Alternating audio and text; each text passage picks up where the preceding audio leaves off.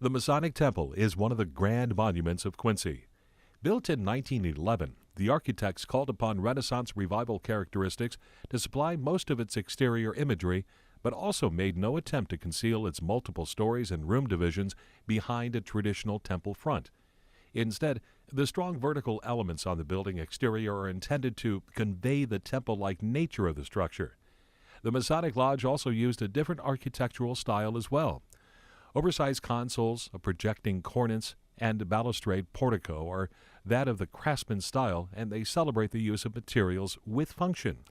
The use of carved limestone, tapestry brick, and strong horizontal band courses are all characteristics of the predominant craftsman style that was popular during the building's construction. However, the ornately carved limestone brackets and the beautiful ornaments by the door defy the craftsman style demand for geometric simplicity and give the structure a great deal of its unique character. These conflicting yet unifying features contribute to the temple's eclectic style. The building offers many impressive features, from the mosaic of the Masonic insignia in the vestibule and the immense staircase with its geometric iron designs, to the lavish appointments in the fourth-floor auditorium, which has 79 stage backdrops. Many interiors remain as they were originally constructed, and much of the light fixtures are original as well, particularly on the upper floors. Massive columns and pilasters dominate the grand halls on each floor and lead the way to the ceremonial and recreational rooms.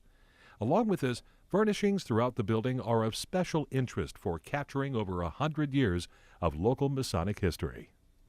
In December of 1834, a group of Quincy men of the Masonic Order met and signed a petition asking for permission to open and hold a lodge of Freemasons in Quincy. Permission was granted a year later, and the Bodley Lodge No. 97 was created.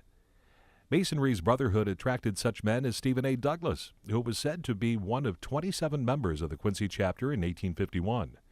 After several years of different homes for the Masons over the years, it was decided that they would try to erect a temple, which had failed during other attempts due to lack of funds.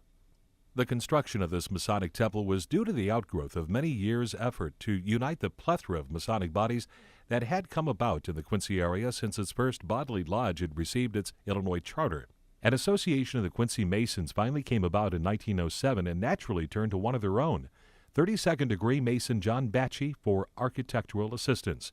However, Batchy lacked training in modern construction engineering, so prominent Quincy architect George Baronsmeyer was brought on board for a partnership. Their plans for the building called for the basement to have a banquet hall, a dance hall, reception room, and kitchen, all with inlaid tile floors. The first floor would have a parlor, ladies' parlor, office for the control board, and a large lodge assembly room. The second floor was to have a billiard room, card room, and pool room.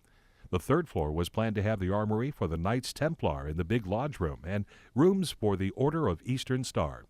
The fourth floor was to hold the consistory rooms, library, secretary's room, and the lodge assembly room and stage. 2 years after their plans were accepted at a total cost of $84,000, the building was complete. The grand ceremony and parade that accompanied the laying of the cornerstone was held in July of 1910.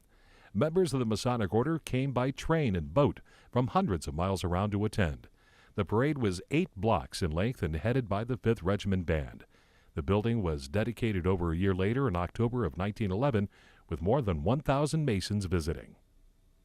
This Historic Quincy Business District podcast was produced by WGEM.